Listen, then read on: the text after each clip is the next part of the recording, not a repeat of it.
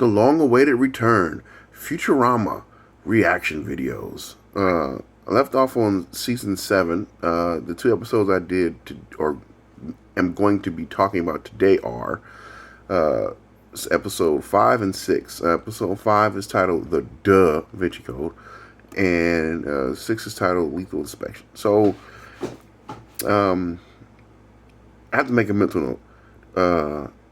Episode 5, this one I'm going to put together with a bunch of other episodes as far as comparing this to more recent animated shows that are kind of like geared towards adults in a way.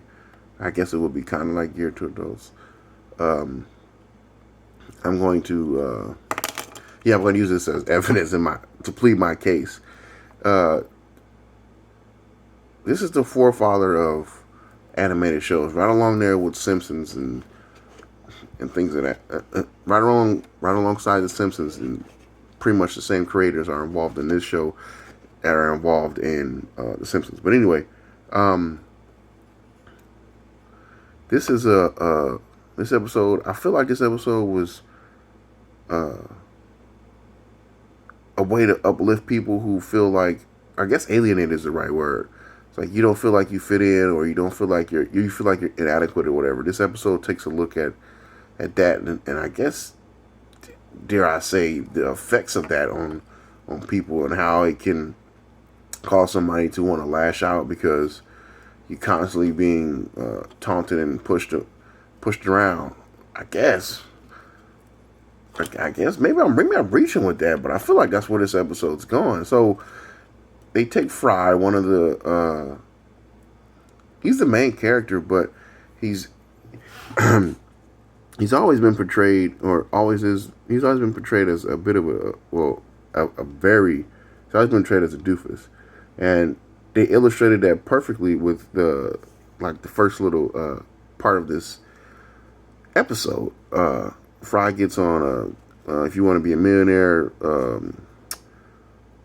like a bootleg version of that, and eBay version.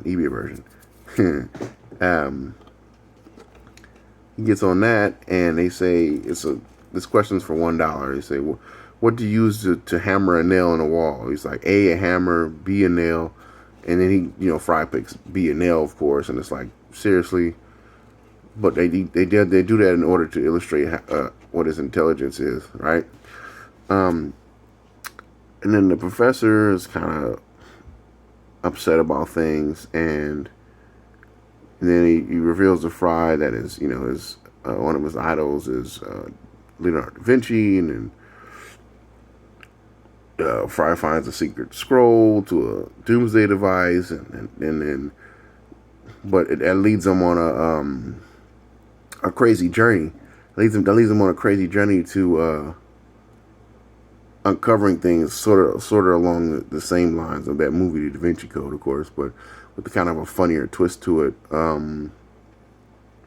They wound up finding all of Leonardo's old inventions, but they all come together to make one, which turns into a spaceship, which actually takes them to Leonardo's home planet, where Leonardo's actually an alien, and come to find out Leonardo's actually the stupidest one on that planet, and he can find comfort within Fry, because Fry's pretty much the dumbest one on that planet, and then come to find out it's a doomsday device, and the device tries to instead of the device trying to kill you, Fry stops it because he's like, I may be stupid, but he still has a kind heart, which I think that's the main takeaway from this episode, right? So no matter what your inaccuracy I can't say the word, no matter what your shortcomings are, as long as you're a decent human being, I think that's fine. In my opinion, I think that's fine. That'd be sufficient to suffice whoever, right? It doesn't make any sense, but as long as you're a decent human being, that's all that matters. Now, let's start talking about this next episode. So, the next episode is a little less inventive, but this one took a turn straight left. This one's talking about morality, and it's like, wait, what? It's like, how do we go where are these, what's going on here? Uh, the takeaway from this episode, which I think is pretty good, if you see through it and really understand what's going on, at least I feel like maybe it's no cheat code to it, but it's all up for interpretation. That makes sense. So the takeaway from this episode, I feel like, is, death is inevitable. Everybody can agree on that.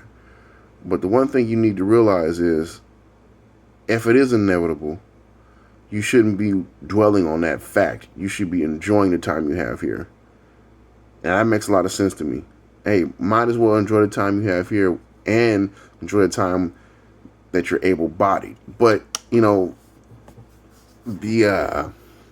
laughing because, at least in America, it's not set up. It's not like it's set up to thrive in that situation. I mean, just think about it. Retirement age in America retirement is a thing. Retirement age in America is like 59 and a half, 60 or something like that. So, you have to work all the way up to that point. And if you don't manage your money right up until that point, then you won't have anything to retire on. You have to continue to work, right?